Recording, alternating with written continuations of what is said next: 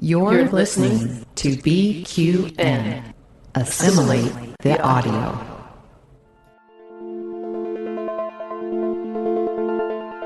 Infinite diversity.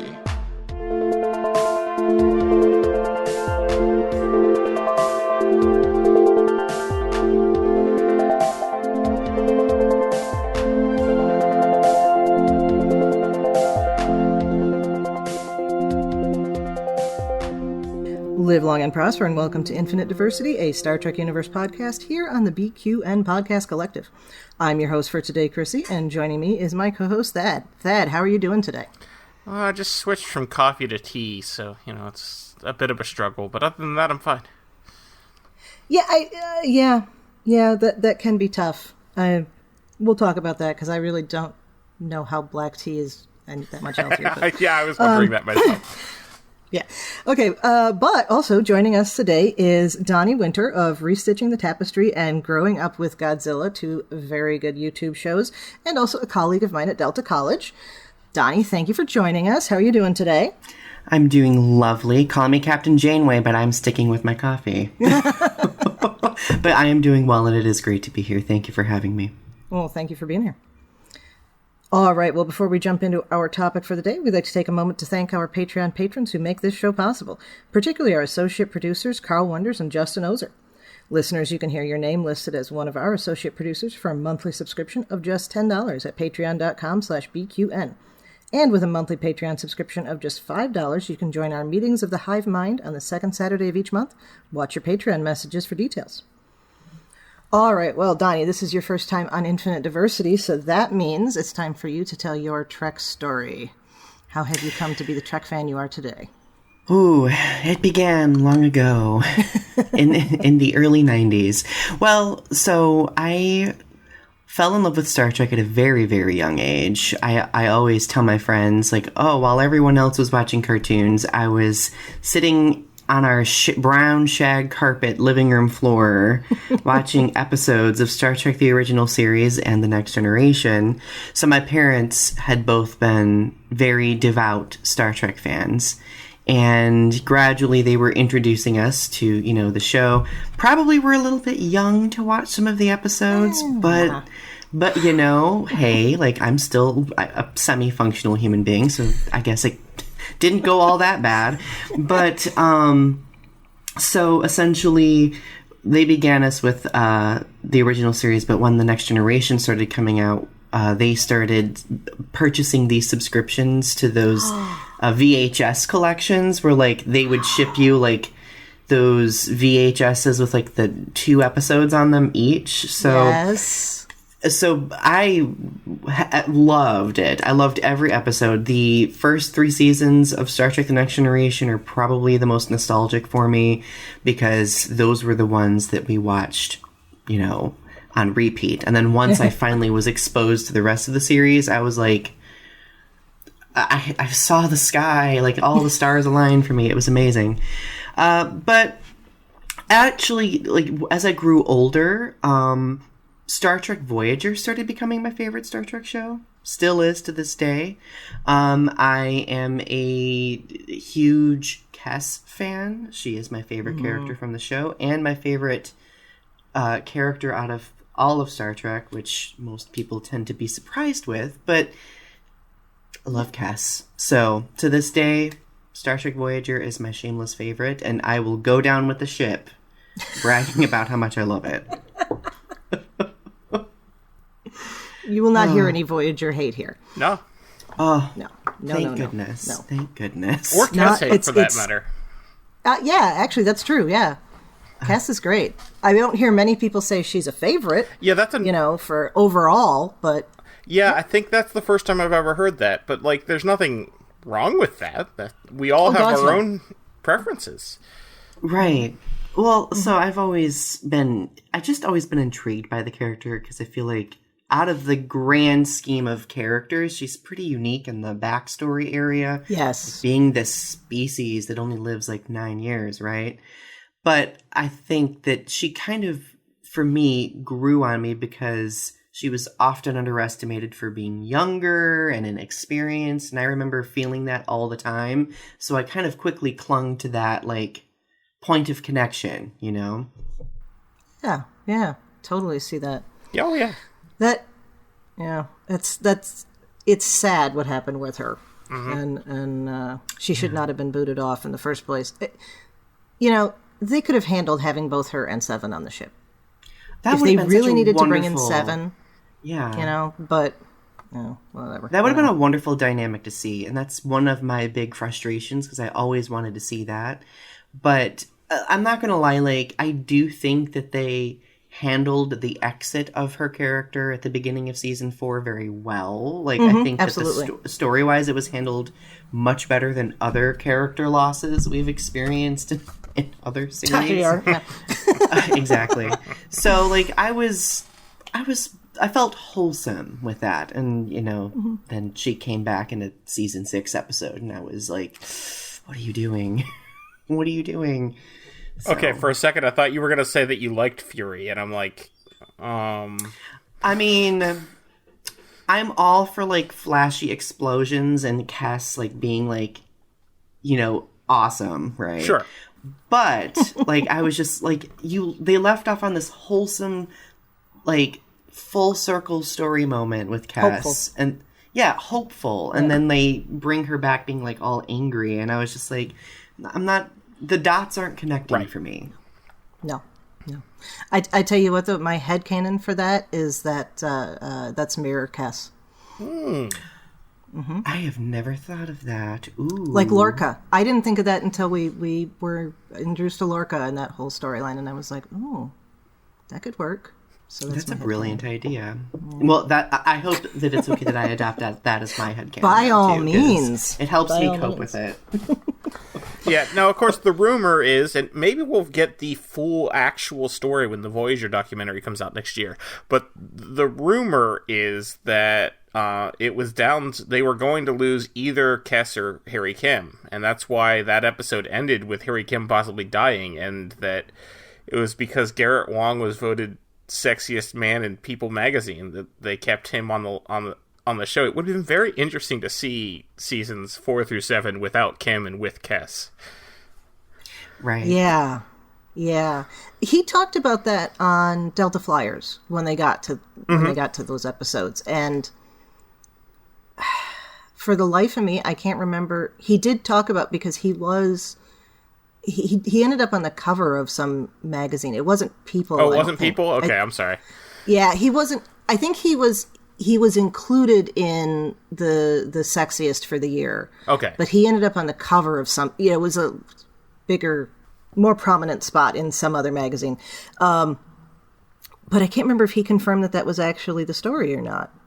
Shoot, I want to say he did. I'm like 95% that he did confirm that story, but yeah. I've heard that story, but I also think with the Voyager documentary coming out, I have also seen like a lot of like interviews and like journalism sources circulating, and I saw one where they talked about Jennifer Lean, the actress, having, like a mental health struggle at that time, and that adding to the decision-making process behind the removal of Kes as a main character. So I think hopefully when the documentary comes out, we'll get some more clarification, because that's something that's been very, let's just say, tight-lipped, I would say, for 20 years now? Yeah. And I think it would just be very meaningful for all of us, as fans, to like just have some sort of knowledge, closure on it,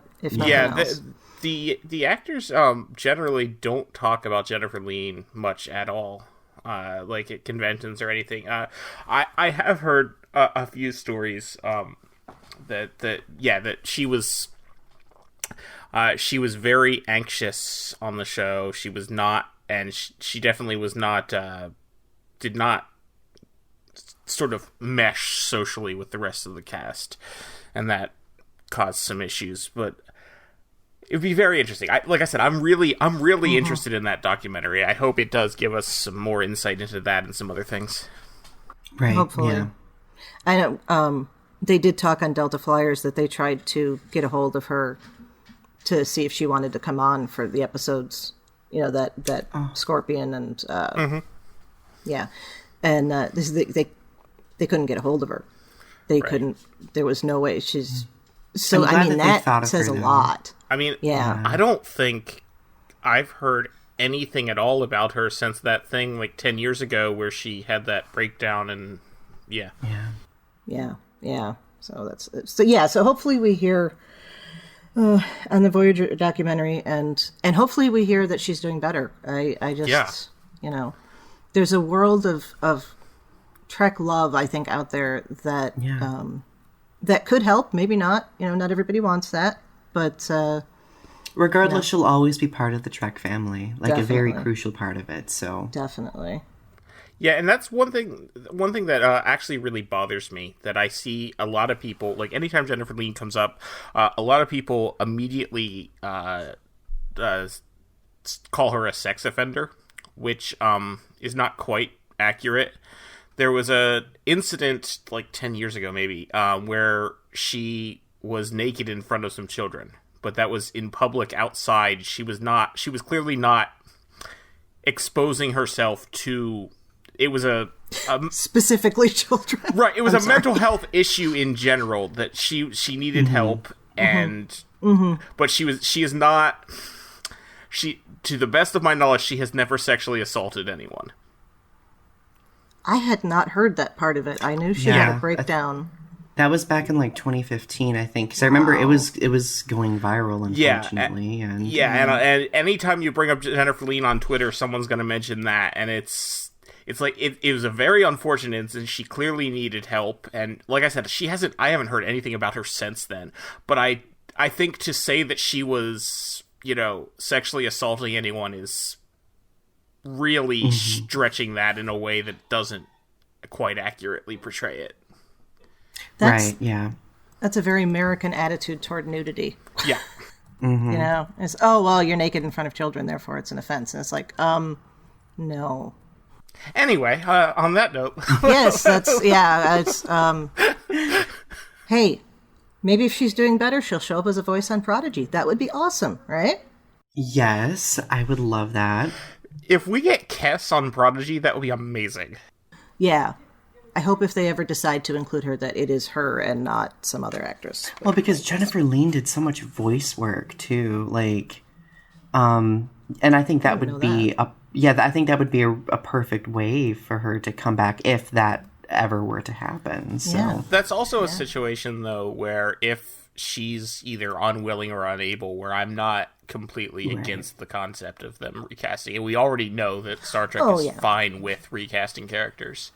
I think as long as she gets first dibs. Yes, as long as they give her right of refusal. But yeah, I think if we did actually get to see Kes in Prodigy, which would probably be the most sense for a show, that would be actually pretty cool. Yeah. Yeah. Well, something to look forward to. You never know. These kids shows can go on for so long. I know, right? There's lots of opportunities. They can cover so much ground. Yeah. All right. Well, so this week's episode of Prodigy, fantastic title, Let Sleeping Borg Lie. Which is something I have to say our intrepid crews have never been able to do. But that's fine. That's fine. I really think they should have in this episode, though. There was no legitimate reason to go onto that Borg cube, but we'll get into that. Yeah. Yes, we will.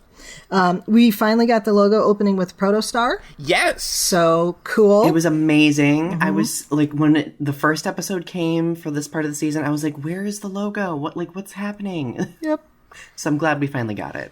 Yeah. Yeah, and they someone said, asked, people were tweeting. Yeah, someone asked them on Twitter, and Aaron Watke responded saying it's coming. So I guess they had already produced and submitted this episode before they had decided to do the logo thing. Is what happened, I assume, or last episode. Yeah, I imagine it's there now. If it's there for all the, are they on for all the rest? I haven't even looked to see if they've gone back and added it. They should. Part of me wonders, are they going to like do this with all the series? Like, are they going to insert like this little logo? They've done it so far. Because they started it with Strange New Worlds, and then they did it with Lower Decks because we got the Cerritos this season swooping into the symbol. So I think it's sort of like how the Marvel TV shows have the little Marvel intro at the beginning of every one. I think it's the same sort of thing. Yeah. I love it. Yeah. Yeah, I like it. I'm looking forward to seeing what they'll do with DS9, because that'll be cool, because they can have the Defiant doing the logo, but then they can have DS9 you think they'll probably do it for the old shows too? I'm hoping. So. Okay. That's what I was saying, if they had gone back. Oh, I thought you meant go back to season 1 of Prodigy. I didn't realize you were also talking. Okay. No. Oh yeah, all the original shows. That would be cool if they did that. I mean, it can't. I'm not minimizing the work. I know computer animation is a great deal of work. I'm not minimizing it, but it's compared to everything else that's going on with it. I'm sure it's not as much work, to just wrap up, especially if you have some of the basics like that. There's possibly some licensing and rights issues that might come into play with that, though. Of course there are. Because why wouldn't there be? Because it's on the network and the company that owns it, but they don't own all of it. Existing episodes, I'm sure there's various rules about that. Yeah. I just kind of figured that they would plunk it on the front just on Paramount, and that's on the Paramount network, or Paramount streaming service. Yeah, they might. I'd like to see that. Wouldn't surprise me if there was some sort of weird rule that makes that more complicated than we think. Yes. There always are. No doubt. Right. But anyway, so we have, once we get past the logo opening, so Dottie, what's your first thoughts with this episode going into it, and what do you think about it in general? And Prodigy in general, too, if you'd like. Yeah, so, okay, I've enjoyed Prodigy so far, but I don't know if I've enjoyed it as much as, the rest of the, newer Star Treks. I really started finding it interesting, actually, the last episode and this episode, I feel like there's been a turning point of sorts. We're getting a little bit more character development, the story seems a little bit more complex. Of course, I've had to, keep in the back of my mind of, okay, who is this audience that the show's aimed toward? Am I part of that audience? And I think keeping that in mind, I've really kind of fallen in love with Prodigy as a result. I was drawn into the show initially because Janeway is forever space mom to me. So yes, but I really think that this episode particularly was a turning point because we got to see the characters set aside a lot of their conflict that we've seen in the prior episodes to really work together towards something, which to me, those are the moments where there are opportunities for great character development, and I think that we got to see some of those. So I enjoyed this episode. This is probably my favorite Prodigy episode, actually. Oh, all right. Thad, your thoughts? I really enjoyed it. I am slightly annoyed at the trend in Prodigy where basically the plot of the episode is the kids decide to do something really stupid and then have to get out of it. It's so true. It's very true. I hadn't thought of it that way, but yes, you're right. And a hologram Janeway is always like, you probably shouldn't do this, but I can't control you, so go do it. Yeah. It's been so long since I watched any kid shows on a regular basis. I mean, maybe that's how they are. I mean, when you think about something like SpongeBob, I think it is a kids show thing. Yeah. Yeah. I think, too, we have to remember that we recognize the problem in, boarding a Borg ship more than the target audience would. Mm-hmm. Yeah, so yeah, that's... Well, I feel like they should have been more willing to listen to Janeway. What has Janeway been wrong about anything yet? No, literally not. I think what I love the most about this episode is that, well, in the series, we are introduced to our only other Medusan character, right? Yeah. Beyond that of the original series. And I think that that's been very interesting to explore. And I feel like this episode did explore that character much more than we've seen in past episodes. So I appreciated that. Yeah. Yeah. I have some issues with the Borg assimilating him, but we'll get to that when we get to same that. here. Same here. He's vapor. So yes, I enjoyed this episode too. One of the things right off the bat, I was like, oh, the Borg kind of look like the TNG Borg more than like the later Borg, which made me happy. I don't hate the later Borg look, but I don't know, those early TNG Borg just looked more artificial. You know, it looked more machiney. More pasty. That's a word. Yeah, that too. They looked more pasty, less viscousy, like gooey. That's true. They did get damp and gooey after a while. Then there was that one that showed up with the horn sticking out of his head. I don't know what he was supposed to be, but I thought that was... I always like seeing Borg that aren't just human or Vulcan. I was trying to figure out if that was something that we've seen before in Star Trek, and I couldn't place it. I couldn't either. And Trek Core didn't tell me either, which means it probably wasn't. Yeah, that's true. On top of that. All right, so we come into the episode. They're reviewing a holodeck recreation of the events from the end of the first half of last season, trying to figure out stuff about the weapon. Zero is terribly guilty about what happened, which is just, and that I think is a good plot point that they're working with, because he so doesn't want to harm people. And then that leads us to the search for the hidden weapon, after we have some concern about Murph because he's coughing or something. He's Murph. I forgot about that. That was a very fleeting moment. Yeah. I feel like that's the kind of thing, though, with a TV show. You know, in real life, somebody coughs and you're like, okay, I'm going on with my life. But on a TV show, if somebody coughs, they have the plague. So there's going to be something there, I think. All right, so they find the thing under the bridge with the weird runes that react to Gwyn's, whatever that thing is with the metal that shapes itself into things. It has a name, but I don't recall what it is. Yeah. See, that's the other thing. I don't know if you've noticed this. Like, I'm not remembering picking up stuff in Prodigy the way I have been with the other ones, and I don't know if that's just because I honestly don't know if it had a name said on the show or not. I don't remember. Okay. I recently played a bit of the Prodigy video game, and it definitely calls it out by name in that. Okay. And then I've forgotten that too. So that's all right.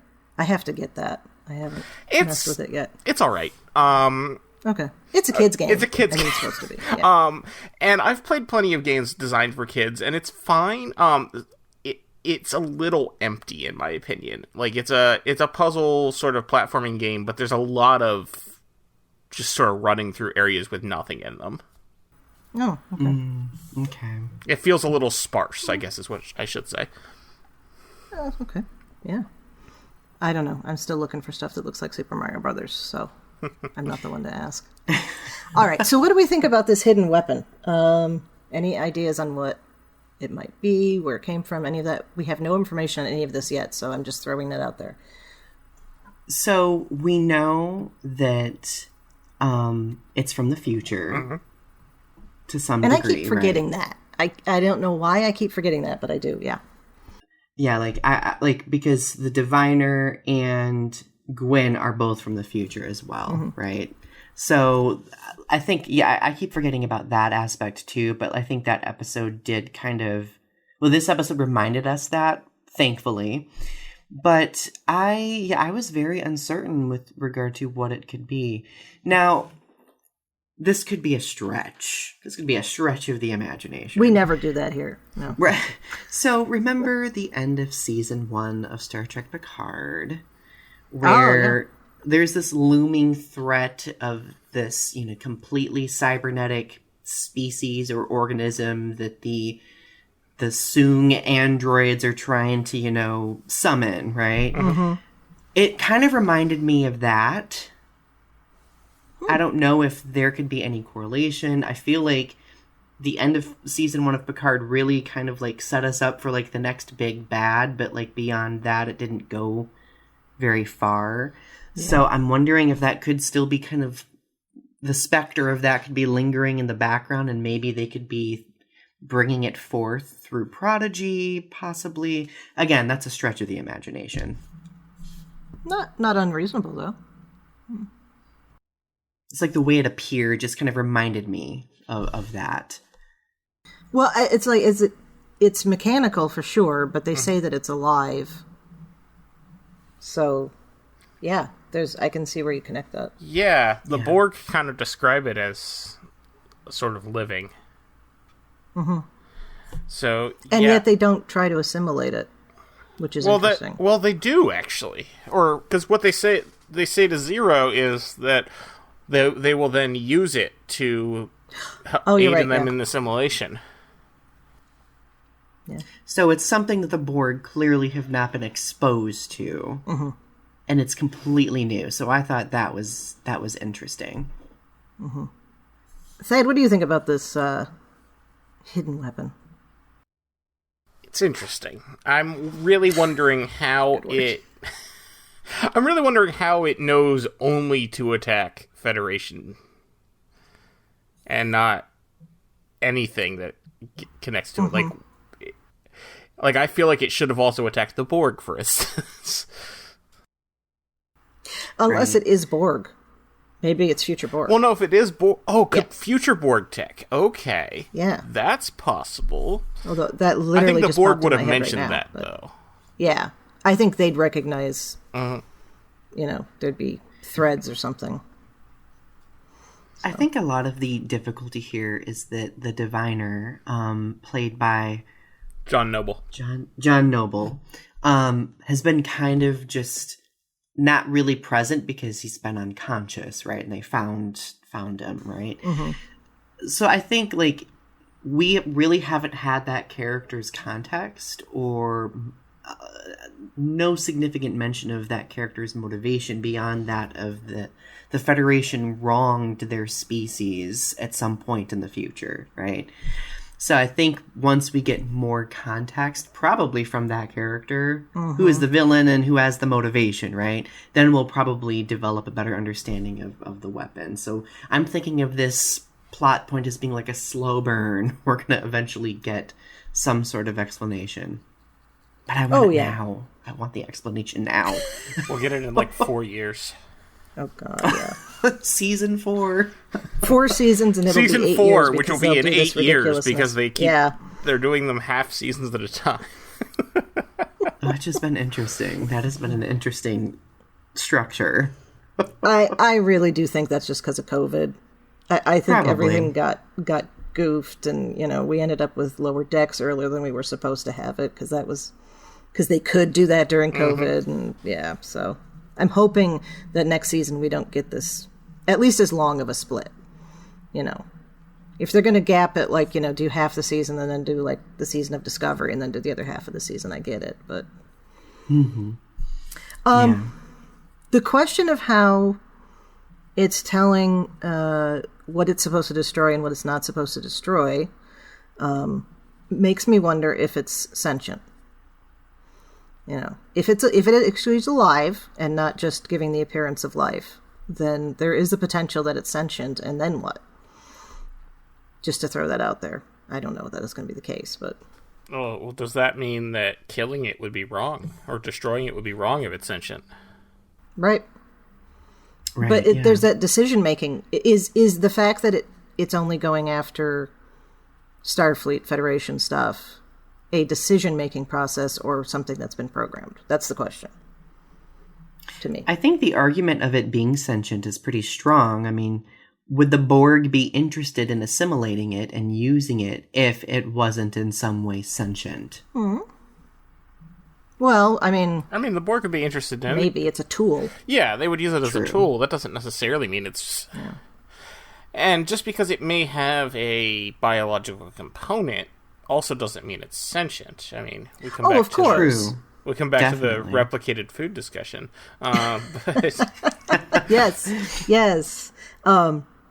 No, it's just that if it is one, then there's the potential of the other. It might be a 0.00%, 0.001%. But it doesn't need a biological component to be sentient. We know that from Star Trek. also true. Yes. Yep. This is true. It looks cool. I'll say that. It does. It looks really cool. The scene where they try to like shoot the phaser at it, and it Oh just my like God. that was so cool. That was so cool. All right, so they run into the Borg. They're on the edges of Federation space. I assume they're somewhere between the Delta and Alpha Quadrant, about border. And there's just a Borg cube just hanging out there. Nobody knows about it. It's off, I guess. So they're not. So, yes. Okay. They mention this part. I actually can talk about.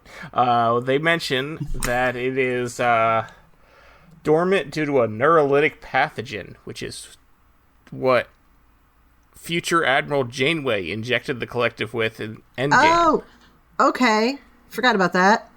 That particular term. Yeah. And by using that exact phrase, that is exactly what they're referring to. So, I guess as a defense mechanism, when a whole bunch of Borg cubes were exploding left and right, this one went dormant. Yeah. Which actually makes sense from a computerized standpoint. Do you know that Leonardo DiCaprio meme where he's like pointing at the TV? Like that was me when I heard that. I was just like, oh my God. I was like, that's the Endgame reference. And here's where was... my lack of Voyager. I've seen it all, but some of it I've seen only once, and I'm going through rewatching it as I've been trying to keep up with Delta Flyers. I'm not keeping up with Delta Flyers, but I am rewatching it, and I'm going to go through the whole thing. But some of it I haven't seen not since it was on, but I rewatched it in the early 2000s. Yeah, you both are shaking your heads at me. It's okay. It is time. I'm just judging you a bit. That's okay. It is that's time to rewatch it. And I am. I'm in process. I'm so glad you're rewatching it, and I'm excited to banter about it when you get further through it. And I support any and all references to Endgame as long as they don't mention Chakotay 7. Yeah. Let's not go there. Ooh, yeah. I don't know what else to say about that other than yeah. I have seen some absolutely terrible jokes about the idea that that's the only man she ever dated, and that's why she's dating women or something like that. God. Which I call them. Okay, yeah, that's very bad, but it's also funny. It's a terrible joke. Yeah. I don't think that this is kind of like the same issue that they had with Geordie LaForge in The Next Generation. I think they were just coasting by when writing Chakotay's personal life. Because for the first half of the series, it's like there's this tension between him and Janeway. Are him and Janeway going to be, taboo lovers, and Tattoo then of course lovers. 7 Tattoo. That was good. Yeah, so and then of course 7 comes on into the picture, and we don't really get any chemistry between them until the last 3 episodes. No. So. We never got any chemistry between them. Okay, that's true. Yeah, I stand corrected. We don't get any illusion of chemistry. Yes. They can't even, and this is nothing against the actors, they can't even act the chemistry into it because that's how bad the match is. So, and again, I hope we get some more of this in the documentary. But the story that I always heard was that they were definitely going with the will they, won't they with Chakotay and Janeway, but Kate Mulgrew shut it down. Really? As she should. Yeah. And as far as the Chakotay 7, supposedly, and this is, I believe, the only source for this is Robert Beltran, so who knows. But he has said that happened because he dared Brandon Braga to do it. Which, for insight for anyone who doesn't know, at the time, Brannon Braga and Jerry Ryan were dating. Oh, I didn't know that part. That's even funnier. Okay. I did not know that. Yes. What? During the later seasons of Voyager, Jerry Ryan and Brannon Braga were in a relationship. Wow. Okay. Well, whether or not that's actually how it happened, I love the story. It's like the Justin Timberlake and Britney Spears of the Star Trek universe kind of level of story. Oh my goodness. With equal relevance to day-to-day life. Right. My day-to-day life, at least. Well, okay. You just because we're on a tangent here. You do know the connection between Jerry Ryan and Barack Obama, right? Yes. Yes. Okay. So for our listeners who don't know, this was after that, obviously. Oh yes. She married. I can't remember what the guy's first name was, but his last name was Ryan, and he was one of the senators from Illinois, and he got caught up in a sex scandal, which either was precipitated by their divorce, the exposure of it, or husband that was why she divorced Jack him. Ryan. No relation to the Tom Clancy character. I thought it was Jack Ryan, and I said to myself, it can't be Jack Ryan because that's the Tom Clancy character. Anyway, so he ended up losing his seat, and that's what created an opening to allow Barack Obama to run for that seat in a special election, which then, propelled him down the line, up the line, all the way to the presidency, arguably. So I think that's fun. Yeah. 7 of 9 saved the day. Again. Anyway. And it was entirely because she was cast in... Well, not entirely. I'm sure it would have happened regardless, probably. But the way the story goes is it happened because she was cast in Voyager and was spending time in L.A. and whatnot. There's probably some alternate reality out there where none of that happened and everything is completely different now because of it. Yeah, that's the one where Jennifer Lean stayed on the show for 7 years, I guess. Oh, yes. Oh, I love it. All right. Oh, and then, of course, it does require mention that Hollow Janeway says, get the hell away from them, except for the times that Janeway actually had to, deal with them and all of that. So I just had to say it. We're all thinking but even Janeway never saw... Okay, except for Scorpion. Janeway never sought out the Borg. And in Scorpion, it was because they had what appeared to be a bigger threat. Because if we go back to Endgame again, before future Janeway comes in with her time meddling, present Janeway says, we're not going to go into that Borg transwarp area, that's too dangerous, and keeps on going on her merry way, because she's like, no, that's a bad idea. So I think that it's a fair point. It's a fair thing. And Janeway, of anyone, I don't know how much the hologram has been, imbued with the personality or the emotional knowledge of the memories of actual Janeway, but Janeway would certainly have plenty of reasons to say, no, stay away from the Borg. Oh, gods, yeah. Yeah, I mean, she and Picard could just stand there and list all those reasons, and they'd all be correct in a half. Right. Okay, so they ignore Hollow Janeway. They go onto the Borg cube. Pog thinks it's the nicest thing he's ever seen. All this engineering. It's adorable. Monotaneous. And wasn't the character Rock? Is that the character's name? Rock Talk was excited because of the intelligence factor, I remember, which we're clearly seeing some motivations from each of the characters now, which I am really loving. And I think that that's going to help develop them further as we move along, hopefully. I jumped past that. How did you feel about the exposition explaining the Borg? I think it covered the high points. Okay. Yeah, I would say so. I felt like it was a pretty good explanation, especially when considering the audience, too. Yeah. Yeah, I agree. I thought it was a good explanation, and I feel like it brought back a little bit of the made the Borg a little more menacing again. You know, or maybe I'm just projecting my watching Q-Who and Best of Both Worlds as a child, but still. Yeah.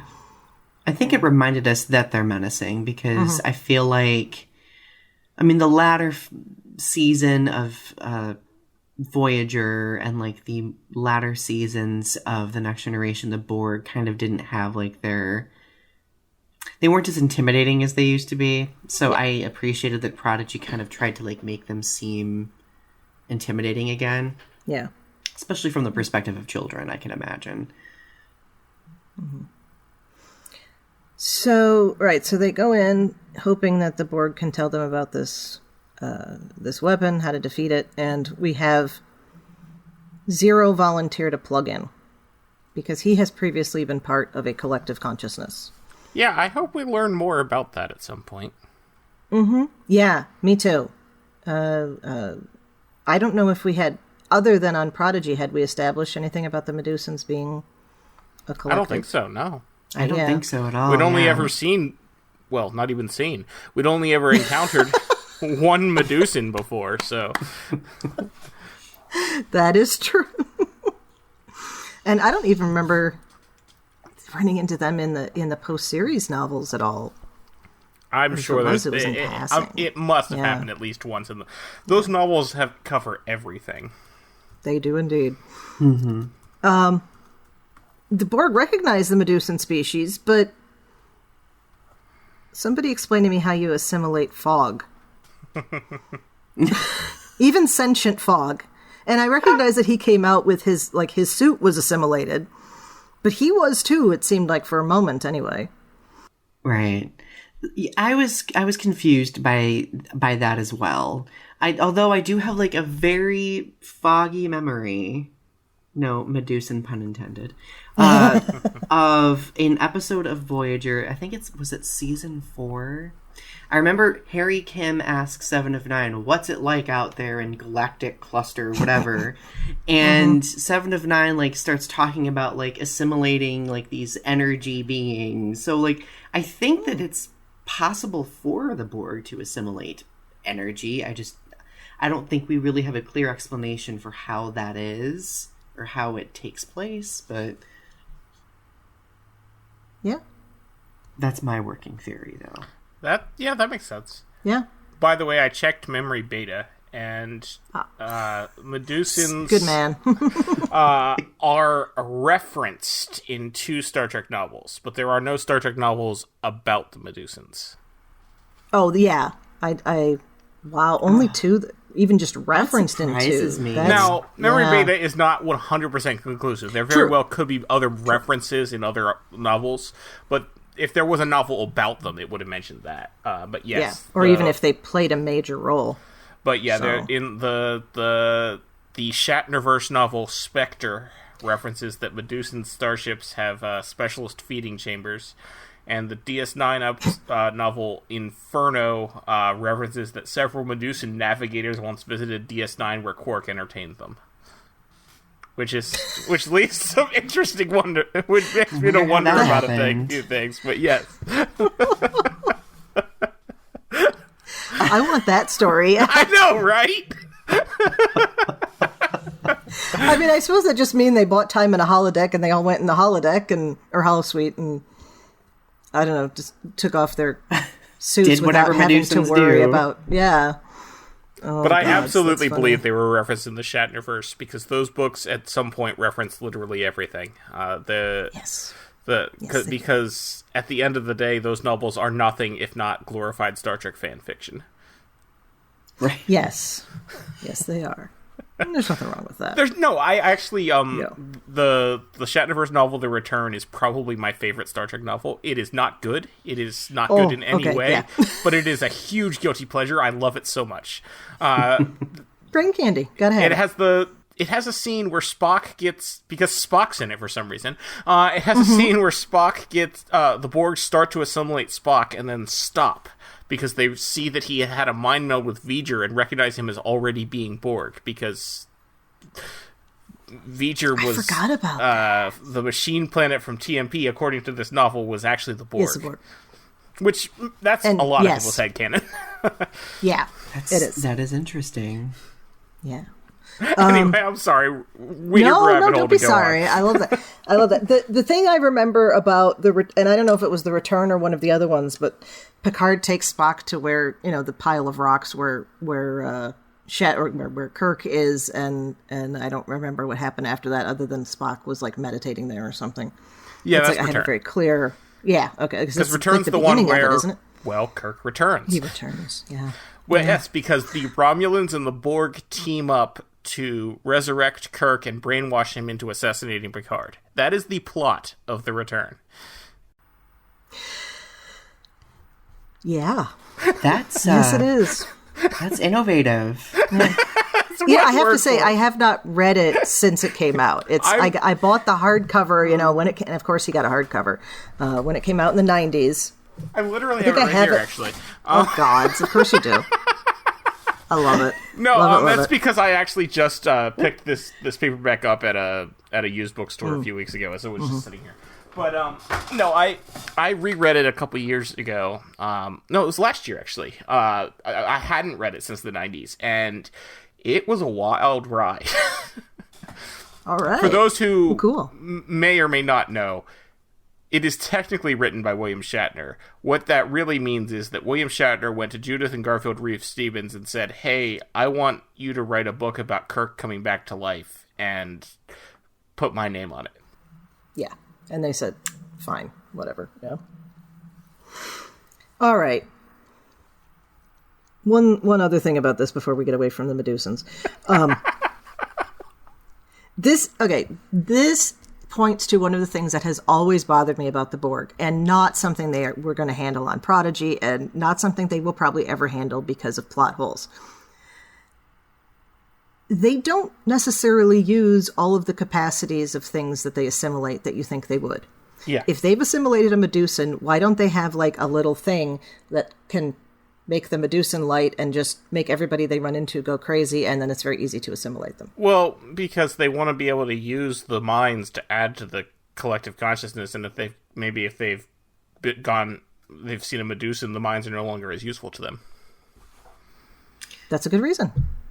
True. Yeah, thank you. That's a good point. That explains it. All right. Now, there's a gazillion other things that they don't use, but that's well, we won't get into obviously. that here. The first time they assimilated a Vulcan who was capable of doing mind melds, that should have been all that they needed to do. They just walk up behind somebody and go, "You're Borg now," which is, I guess, what they kind of do, but with nanites. I feel like it's a more more painful process with like the nanoprobe injections. It certainly looks it on the people that get injected. Certainly don't seem to be having fun. No. I think that's what I found so horrifying about the movie Star Trek First Contact, because we got to see like assimilation take place, and I was just like, I was like, how old was I? I was like in second grade when I watched that, and I was just like, this is terrifying. I was 10 years old, and I thought it was the coolest thing I had ever seen in the world. But I get it. I don't remember what I thought of it at the time. All right. Actually, that's a perfect segue, because we get to see assimilation as it is experienced in the mind of the person being assimilated. Mm-hmm. What did you think about that? I was fascinated by it. I mean, we haven't really gotten this close of a look at like the mental assimilation that takes place. I know in Voyager periodically, like I know there was this episode where they kind of like infiltrate a Borg cube, like B'Elanna, Tuvok, and Janeway. Yeah, and Tuvok is kind of like losing like his mental fortitude to like the collective. So we got to see that. But like we didn't get like any visuals or anything like that taking place inside the mind. So I thought this was very fascinating. Mm-hmm. Yeah. I guess it does make sense that it's as much of a mental component as a physical, that like, Because just the physical implants just mean they now have the Borg stuff, but then there's also the process of joining the hive mind. It's interesting that you can fight it. Like, I wouldn't... Like, have we seen that before? That someone can actually fight off assimilation? Arguably Picard. But that was after the fact, and that was with Yeah, Hal. that was only, like, not on his own. I mean, he didn't... Right. Yeah, I don't remember. I don't think so. I don't remember any. And I wonder instance. if that is because Medusans are non-corporeal. Because, like, we talk about Maybe. this, the mental and the physical aspect. They could really only do the mental part. They couldn't have the various implants pumping Zero's non-existent body full of, assimilation hormones or whatever. Yeah. I'm trying to remember the dialogue during that exchange. Did the Borg try to appeal to Zero's former collective? Like you were once part of a collective, and don't you want to feel connection again? I don't. I'd have to rewatch it. I don't recall think they that. did. I don't know. They do say at one point, like, we'll acknowledge your distinctiveness here and here alone Yes. before you're added, which I thought was very interesting. Mm-hmm. And I wonder if that's something that you would see from others, or again, if that's just because it's a Medusan. Right. Yeah. How interesting of the Borg to be that empowering. Like, I see you for who you are. Now, let's assimilate you. You're empowered for the next 5 seconds, and then boom. Okay, I feel like, and maybe this might have been in the books and not on screen, but I feel like there was, going back when Picard is dealing with the Queen, and no, I think it was in First Contact, where she wanted him to submit in some way. There was something that he was able to hold back, and that was one of the reasons that she wanted him so badly to become part of the collective, was because he was refusing in one point. But I can't remember if that's in the movie or the novelization of the movie or one of the other books or something. But yeah. Wasn't it like a sense of will or something? Like just that sense of will being a powerful force that the Borg wanted to have? Maybe. Because I think I do remember that from the film a little bit. Okay. But it's been a while since I watched it, so Yeah. that's bad on me. They don't ever, let's see, First Contact, she doesn't start to assimilate Data in any way. She just gives him skin. Yeah. Yeah, the idea in that one was that she had just sort of convinced Data just by talking to him. That's right. Okay. No, I was just going to say what I thought was interesting in First Contact is that there seemed to be some sort of consent associated with assimilation at that point. Like she wanted to kind of seduce Data into wanting to become assimilated. And I think that also connects to, like, she wanted Picard to willingly, become a part of the collective again. Well, I think that applies for, like, ones that they're super interested in, yes. In general, though, because, there were also all those regular Starfleet crew members that they didn't get consent from. The guy that he machine guns in, Yeah. in the... Lieutenant yes, Hawk. This used to be Ensign so-and-so, yeah. Oh, yeah. Ensign Lynch is the one that he kills in the that's- holodeck. That's what it was. Yeah, this used to be Ensign Lynch. And she's looking at him like, oh my God, that's terrible. Yeah, I think that has maybe more to do with the ones that they want to maintain, for lack of a better term, some of their individuality. Because, like, Locutus of Borg needs to be separate from the collective, at least enough to recognize that he is Locutus of Borg as opposed to Borg. To this of day, Borg. the only Borg that ever got a name. From the Borg, yeah. Yes, I mean, obviously. Yeah. That is interesting. Yeah. No, I want more info on the Borg. We were saying, there was a long time we were all like, oh no, too much Borg. We've done the Borg. No more Borg. And now I'm like, there's all this interesting stuff. So you want the next show to be Star Trek Borg? If it's the origin of the Borg in a miniseries form, 1,000%. I would do that. Not Destiny all. series? Don't- Okay. Yes, Destiny series. Somebody make the damn Destiny series. Donnie, do you read the novels at all? It's been a while, but yes. Okay. Did you read Destiny? This is going back probably 10, 15 years. Yeah, I remember reading it a long time ago. The Kaliar and it's so good. Listeners, you've heard us talk so much about Destiny, but so you gotta read it. Yeah. Man, we need to get David Mack on the podcast at some point. The amount of times we talk about him. Yeah, we had him on, back in the day. Okay, we need to get David Mack on the podcast Justin, now that I'm on it sometime. No, 100%. Justin was, and I'm sure continues to be so good at making those connections. Yeah. He would message us and he'd be like, for Coda, he's like, oh yeah, I got all 3 authors together and we've arranged for a time that we can talk to all 3 of them about the books. And we're like, you did what? Awesome. I feel like, to be fair, if we reach out and ask for that sort of thing, most authors are perfectly willing to come on any show whatsoever to promote the book that just came out. We are definitely. Yes, exactly. Good point. Any PR or exposure, we're just like, please. All right. Well, that still does not diminish the fact that Justin did the legwork. Oh, so. Yeah, Justin. No, I'm not saying that Justin wasn't amazing at that. I'm just saying that probably wasn't too hard for him to convince no. David Mack, James Swallow. Was James Swallow the third one? James Swallow and Dayton Ward. Dayton Ward, yep. Yeah, it probably wasn't too hard to convince them to come on and talk about the books that they just wrote, because then there were probably people who listen to the podcast who are more likely to buy the books. Oh, absolutely, yeah. I remember because we had difficulty figuring out the time when James could join us because he was in England. So we recorded it at some really weird time. Anyway, not important. Yeah, it was cool at Shore Leave this past summer. Dayton Ward and David Mack were both there, and they were signing their copies of Coda, and they also had autographed stickers from James Swallow for people to put into his book because he wasn't there.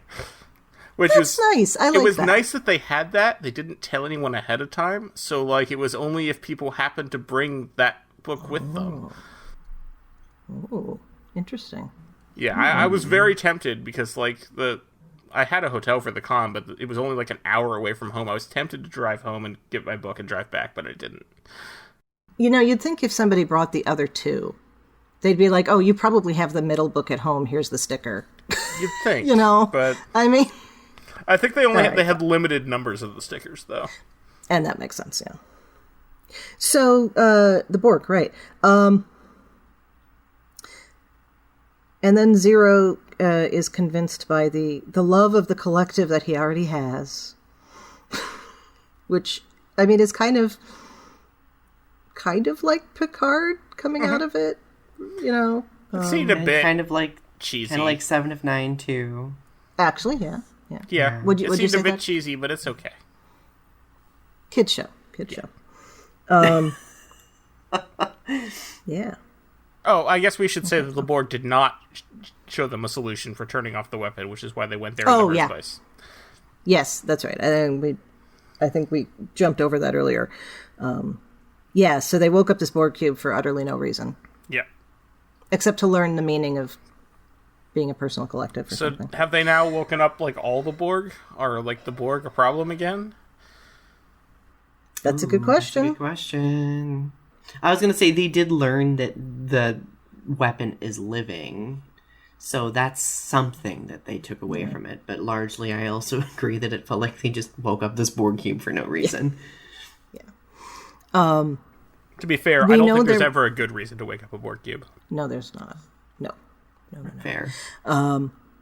We do know that there was at least one awake, for lack of a better term, Borg cube going around because it tried to assimilate that Romulan ship that we talked about or whenever it was that we talked about that with Picard. But we don't know how long that Borg cube had been sitting there. It could have tried to assimilate that Romulan ship before Endgame. That's true. We don't have time on that. Yeah. All right. We just need explanation for everything. Well, yes. Yeah.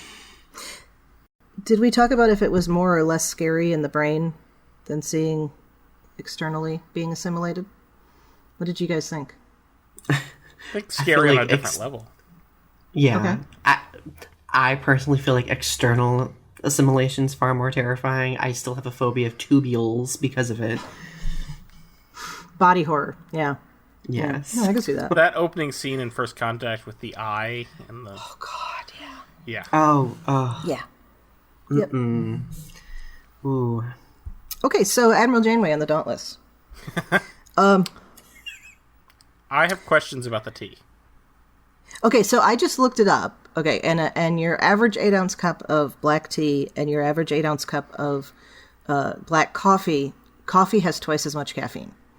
Okay. So that right there could be said to be better because you don't want to. Okay, but this is sleep. the future. Surely you can replicate yourself a cup of half calf. Yes, you could. Or surely they have decaf that tastes just as good as regular, so you could start with one. Now that's the dream. And then drink all the rest of the day, and it's still fine. Yeah. Right. That is the dream, no kidding. But my other questions. First, Yes. It was cool to see the same style cup that Picard used for his tea. Yes. Secondly, why was there only like an inch of tea in that cup? In a tea bag? And and thirdly, why does replicated tea have a tea bag? Yes. Yes. Well, the inch of tea I took as, as we were moving around and we didn't see her, she just went drank 2/3 of it in one hit. Okay, so it's possible. But the tea bag bothers me. Yeah. You But know? no, don't you see the tea like appear on the replicator? Yeah. Is it not full then? I don't think so.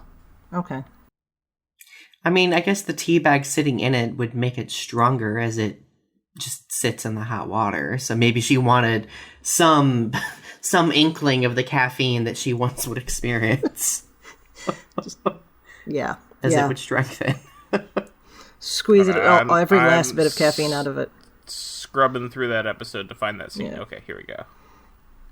Well, maybe it's an aesthetic thing for her. Because we do know that people can program their own stuff into replicators so that when they ask for a thing, it's consistent because it's matched with their voice pattern. So maybe she told all the replicators on the Dauntless that if she asks for tea, she wants a tea bag in it. All right, yeah, no, there's definitely... That cup is definitely, like, half full at most when she takes it out of the replicator. Okay. That is weird. Yeah. That would never be a cup of tea of mine. But yeah, you're right. I can see the argument for wanting the tea bag for having the way that the flavor would change as you drink it and the tea bag sits in it longer. I can see you would want it to be realistic to how tea used to be. And okay, that I can accept. I'm still not sure about that inch of tea thing. Yeah. There's an aesthetic, but yeah. But I do love that they used the cup that Picard uses. And whoever's dealing with licensing, Bodum, we need to get on that. You need to start re-releasing those because there's absolutely no reason I to have my not Janeway be coffee selling mug those. from the Voyager documentary. I had originally not gotten the cup. I thought, oh, that's cool, but I don't need it. But then they added more cups to buy separately, and I'm like, okay, fine. Take my money. No, I mean, it is cool. It is cool, yeah. What I was saying though is that, I mean, they bought those from Bodum, the company Bodum that makes glassware, and for a long time Bodum was selling them. I had a set of them that got broken in the dishwasher, but I wouldn't know anything about buying cups that look like things that are on Star Trek. Oh, gods no, of course not. But then Bodum quit selling them in the early aughts, and I don't know if it was because Paramount was like, no, you can't do that anymore, or what, but. Well, if they start selling them again, they can take my money. Yeah, please. I have a bunch of Star Trek mugs already, but I can use more. You never have too many mugs. It's true. No, it's true because there's 20 dirty mugs sitting in various places in my house and 2 in the pantry, or in the cabinet. So yes, you can never have too many mugs. Do you have a dishwasher? I do. Or are you your dishwasher? I do have a dishwasher, but that doesn't mean that I, actually gather all my dishes and put them in it in a timely manner. That's true. That is true. All right. Anyway, it's only automated once you've loaded the dishwasher. No, I know. I guess I look at that and go, it's not that much to take a few steps, but far be it for me to say that because I have left dishes in the sink too. So, or on the I was desk. gonna say I can't gripe about that because I am terrible with the gumption to do dishes. Yep. All right. The diviner. How long do you think our intrepid crew of the Dauntless are going to believe the diviner before they realize that he's the baddie? Because obviously he's going to tell the story from his perspective. I think it'll become pretty clear to them rather quickly. I assume, once they actually start to learn more. Just hearing him, sure, maybe not, but once they either encounter the protostar directly or talk to other people who've encountered the protostar, I think it'll become pretty clear. Okay. But we'll see.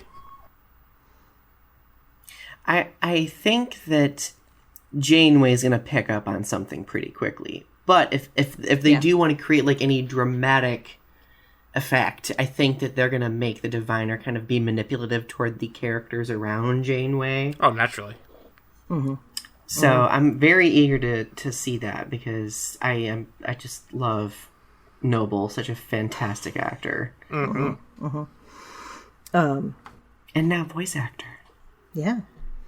I think this is going to hit a nice chord with kids because there's lots of times as a kid where you're like, I'm telling an adult something and I know that I'm right, but some other adult has told them the opposite. And I think all kids have that experience at some point. So this is going to be a nice little vindication for them when the reality of the situation is acknowledged. Yeah, that's an interesting point. The doctor's fun. Yes. Yes, I agree. I'm all for a sassy doctor. Yeah, I am very...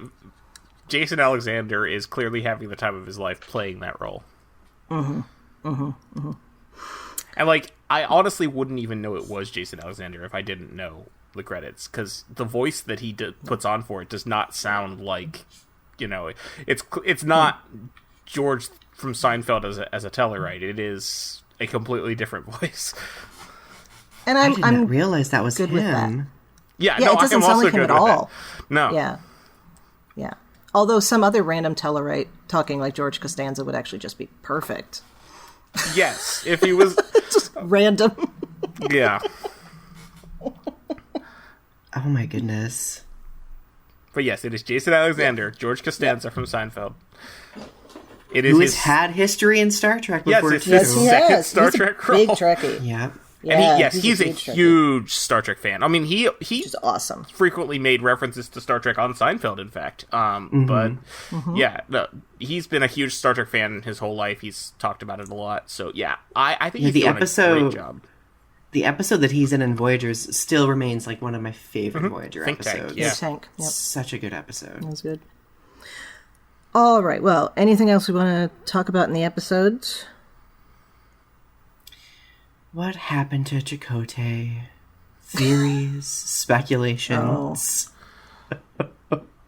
I've been so caught up in the other story. The diviner?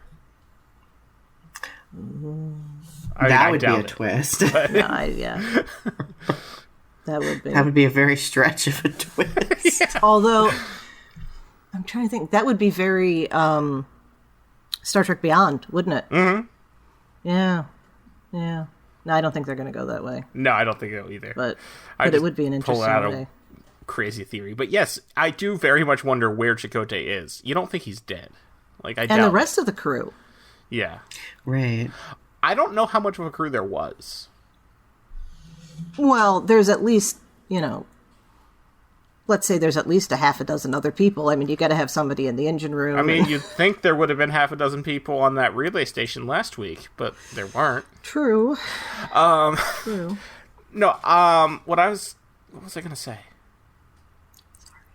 Oh, bother. About where Chakotay is? Is he dead? Okay, no, I was going to talk about something else entirely. Okay. Oh, okay. Well, then before you do that, I just want to say, if this weren't a kid's show, I might suspect that he'd be dead, and the entire crew of the Protostar. But because this is a kid's show, we're not going to see that. So, I wonder if he marooned them on his dead home planet. Possibly. I did have a strange... Well, no, because it's not dead in this timeline yet. Never mind. That's wrong. Well, no, I have so obviously there's some sort of time travel component happening too. I wonder if the Protostar somehow went to the future. And then maybe they're stranded in the future someplace. Possibly, I don't know. I just have a feeling there's going to be some sort of time travel thing on the horizon.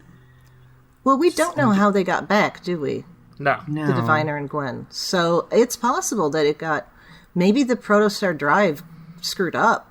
And I mean, it's experimental. Yeah, it's experimental. And we all know what happens when they experiment with, propulsion all the time, so... I want to run into the lizard babies on this show. I was going to say, it's either they're in a different galaxy, lizard babies. Speaking of babies, we should talk about the crazy Twitter conspiracy theory that's been going around this past week, which is that the reason Janeway is drinking tea is because she's pregnant with Chakotay's baby. I don't believe this to be true, but there are people on the internet who are convinced that that is the case. Okay. I had not seen that. How old is she? People really ship them, don't they? I ship them, actually. I ship them, too. I kind of do, too. She's not... I don't doubt that if she set her mind to it, she'd be a perfectly wonderful mother. She certainly shows maternal instinct with the crew, but I also think that she's not... I don't think she would ever decide to do that. No, that's not something she's going to do voluntarily. I'm with you. I just don't see And in the 21st Janeway... century, it's going to be voluntary. I don't see Janeway choosing to be a mother. I also... The issue with, pregnant women drinking coffee is the over-caffeination. Yeah. So, because, I have not been, so I can't speak from my own experience, but with friends and relatives, you can still have a cup of coffee. It's you can't drink it all day. And if she's swapping tea for coffee because of that, she's causing the same problem, just reducing the amount of it. Well, no, that makes sense though. If you can have less caffeine, it makes sense to switch to a beverage that has less caffeine. Yeah, okay. So that one actually does make sense. But I don't think that's true. I think it's more, again, yet another callback to Endgame, where future Admiral Janeway says that her doctor made her give up coffee. So, yeah. Well, I'm waiting for her to go back to it. I'm waiting. It's going to happen. If Jean-Luc can have his decaf Earl Grey, then she can have decaf coffee if that was really the issue. Yeah. Yeah. Yeah. And it probably tastes just like the real thing in the future. Or as much as replicated anything tastes like the real thing.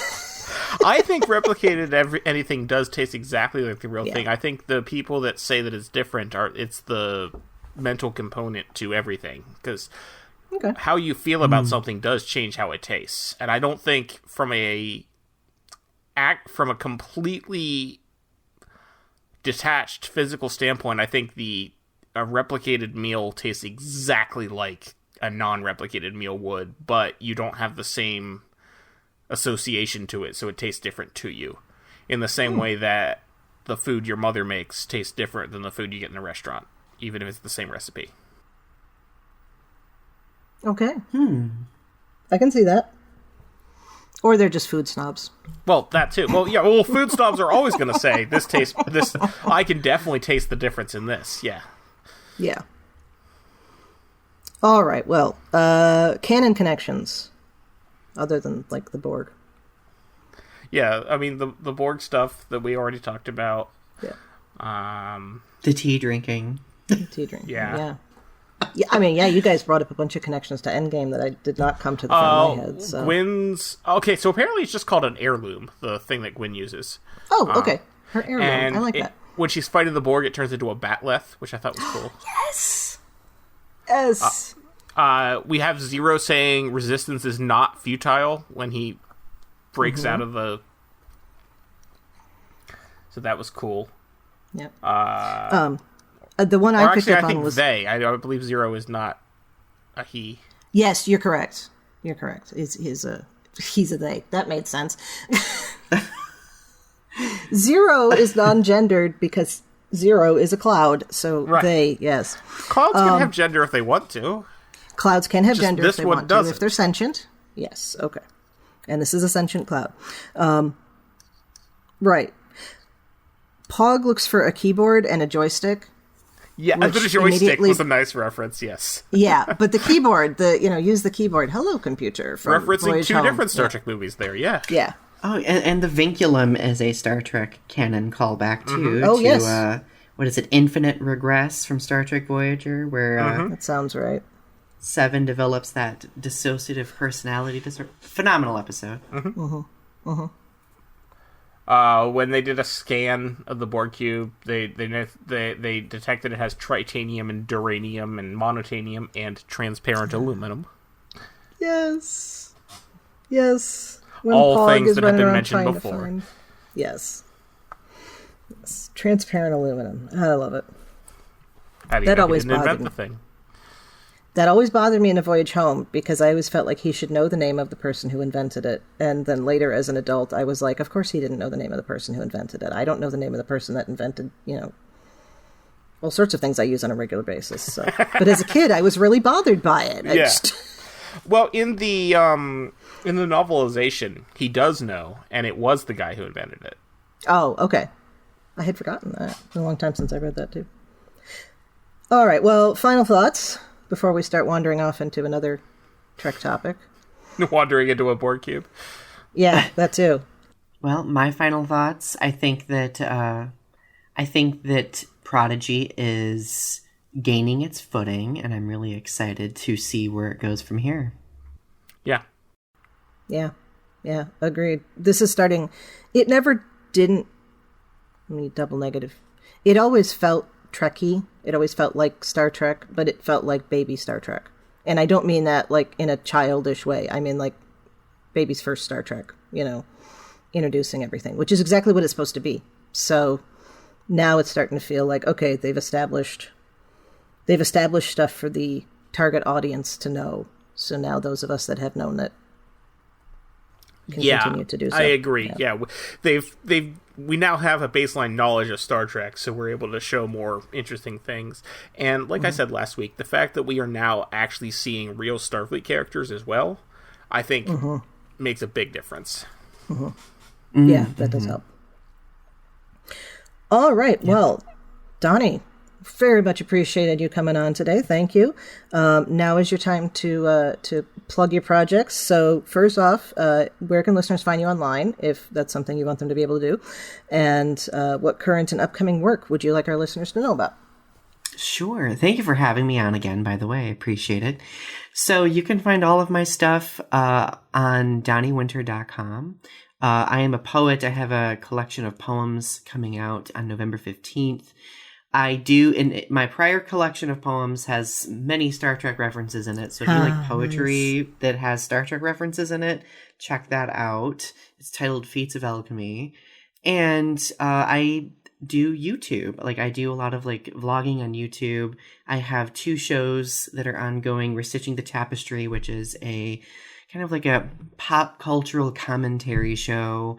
And then I have Growing Up with Godzilla, which is my really nerdy Godzilla show where I have conversations with fellow Godzilla fans about how they've grown with the character and franchise over time. So if you need some commentary on either of those things, you know where to go. How you feeling about the one they just announced? So excited. Yeah. Like my pom-poms were out. Oh, I missed like it. It was. What did they announce? Oh, they announced a new Toho, right? Yeah, the Toho announced a new Japanese live-action Godzilla film. Oh, interesting. Next year. Yep. It's gonna be. I'm great. hoping it's not like all the times Paramount announced Star Trek movies. I will rage. It better not happen like that. No, I think they're better than that. But No, you can find me on any social media. I just Donny Winter on most social medias, YouTube, Twitter, Facebook, TikTok, etc. All right. Thank you. All right. Well, Thad, where can people find you when you're not trying to convince other people to not go onto a Borg cube? I'm always doing that. Yes. Should be. Best place to find me is on Twitter. I'm at Tyrannicus. That's Tyranicus. You can also hear me on the James Bond podcast I do with my friend Carl called License to Spiel. That's license with a C, like the British spell it. Chrissie, where can people find you when you're not snarkily pointing out that your colleagues are kissing ass?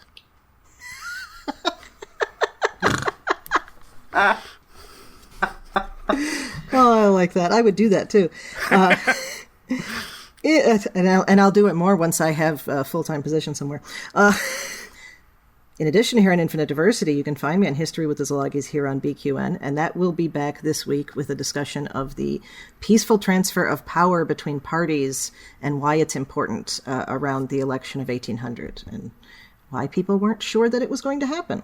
And then also, actually, Definitely this is good not timing. Relevant today. No, not relevant at all.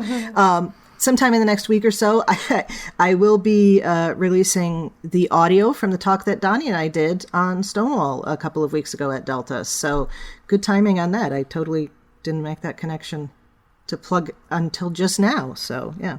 And that's going to be on YouTube too at some point. I need to get my stuff together and do that. It's all right. It happens.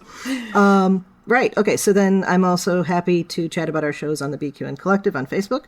And I'm on Twitter at The Goddess Livia. That's TheGoddessLivia, where I tweet about Star Trek history and leftist politics.